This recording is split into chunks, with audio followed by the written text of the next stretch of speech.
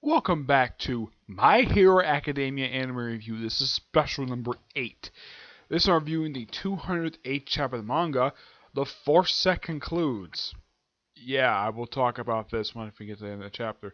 Chapter starts off with last chapter left off, where you have Team Bakudo taking out the team from Class B. Continue fighting, and the girl who looks almost exactly like their version of Midnight, except she's wearing a lizard costume. And we see cameos in this chapter from various characters, including the Harden guy. Deku shows up in here, including Gravity. Deku shows up for several panels. Yeah, he shows up for several panels. Yeah, Deku and Baku's like, we're gonna win this thing. Everyone just basically they're on the rest. He's like, Kurta's like, you're on the rest of me, and they blast their way through various members of Class 1B. Yeah, and of course, the site I'm reading from has Bakugo swear. Yeah, that's the thing about him. This guy swears. He's probably the only character in the entire series who does constantly swear. As far as I know, he does this in the anime as well, mostly in the sub. He doesn't swear in the dub, from what I can tell. He does do it in the sub. He does it many times, so it's in keeping with his character because the guy basically loves having a foul mouth. Oh yeah, and he's also got a terrible relationship with his mother, where she's very demanding, and the fact that this was revealed, I think it was last chapter, revealed that his father is a wuss and his mother is like very much a demanding woman, and it's implied that maybe that she was the one who proposed to him and said like the usual thing. Basically, she kind of forced him to marry her. Yeah. So, like much of Blast. We have Earphone Jack and Bakudo forming a good team. You see Gravity like one panel. Yeah, like Deku shows up for a couple panels in here. And we see more people talking. Of course, we have Bakudo throwing one of the guys against the wall. And he, of course, takes out the woman who looks like Midnight. I don't remember her name. And says, yeah, I have to become the number one superhero who is past All Might. And that's how the chapter ends, with him just standing right over her. But at least it's not in a very weird pose.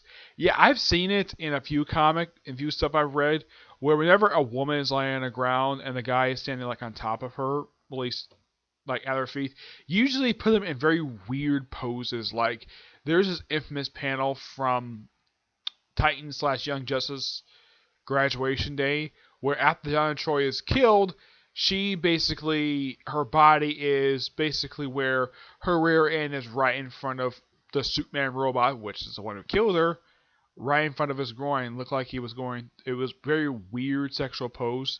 Yeah, I'm not sure why in the world the artist did that for, but it's one weird thing. Yeah, but this is how the chapter ends. Yeah, Bakudo was looking away from the woman who looks like Midnight, and she just knocked out. Yeah, she's not hurt. She's not serious. She's just simply just knocked out. I highly doubt that Bakudo really wanted to seriously hurt her. He just wanted to knock her out. Yeah, because I don't think he likes hurting women. No. And looks like he's got like several spikes in his back. And I highly doubt that's part of his costume. Yeah. So overall, this was a pretty good chapter. Yeah. It kind of wraps up the fourth set. I'm like, man, that was quick. Yeah, them saying that this fourth set concludes. Yeah, they took down one person. Okay. Yeah, and it says fourth set concludes. And it says explosive victory. Yeah, it looks like that the set from Class 1B is defeated. So this makes it the shortest set of all of them. Probably the reason why they had this end in just 2 chapters, because the last one took up about 5 chapters. Yeah, the third set was like 5 chapters long. So the writer was like, okay, let's have Bakudo's team plow through this other team really quickly, instead of having this particular set take as long as the last one. So this one so far, out of the 4 sets, this is the shortest at 2 chapters.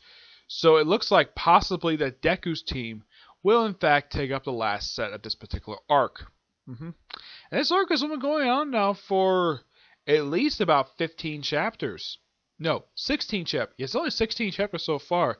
Yeah, it's very typical for arcs for My Hero Academia last this long.